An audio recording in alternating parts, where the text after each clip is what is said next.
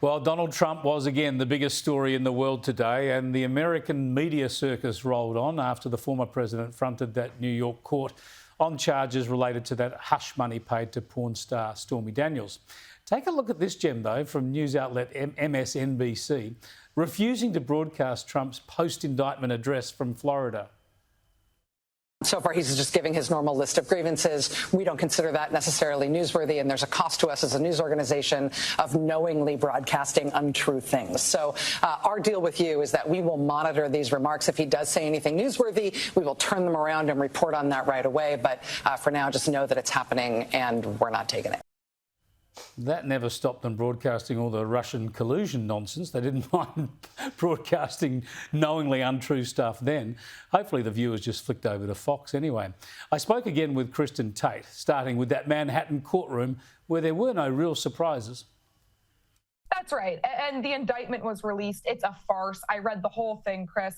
He's been charged with 34 counts that all have to do with falsifying business records. You read the indictment, it's just the same offense, basically copy and pasted 34 times with the date changed. And I mean, even if the allegations are true, the statute of limitations on falsifying business records expired. So the DA in this case, Alvin Bragg, was just able to bring these charges by claiming that Trump falsified records in order to commit some other more serious crime.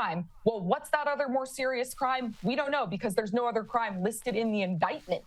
It's a laughably weak garbage case. But yes, Trump's trip to the courtroom went as expected. And the whole thing is just a joke. Yeah, it's pretty thin, as we were saying yesterday, but even CNN's legal commentators admit that there's not much to these charges. Have a look. In terms of a case that's being brought against a former president, it's a little underwhelming. There's not more to it.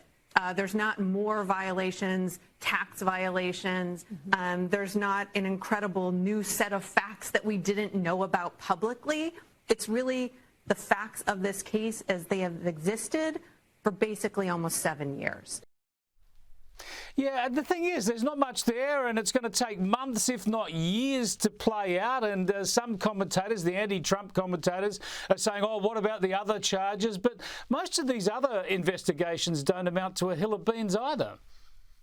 Right. Anybody who's being honest and has a brain realizes that this is just garbage legal strategy. However, it is smart and effective political strategy, right? Because the Democrats realize that going after Trump like this is going to rally his base around him, but that it's going to hurt him in a general election. Before we went on air, I saw a Politico piece, that was quoting Biden's senior officials or strategists saying that swing voters are now, and this is a quote, permanently out of Trump's reach. So Trump is being targeted here just because he is challenging Joe Biden. If he had retired back in 2020, do you really think these charges would be brought? Of course not. This is about the left using its institutional power to take out political opposition. It is clear as day. But yes, the legal strategy is just laughably weak.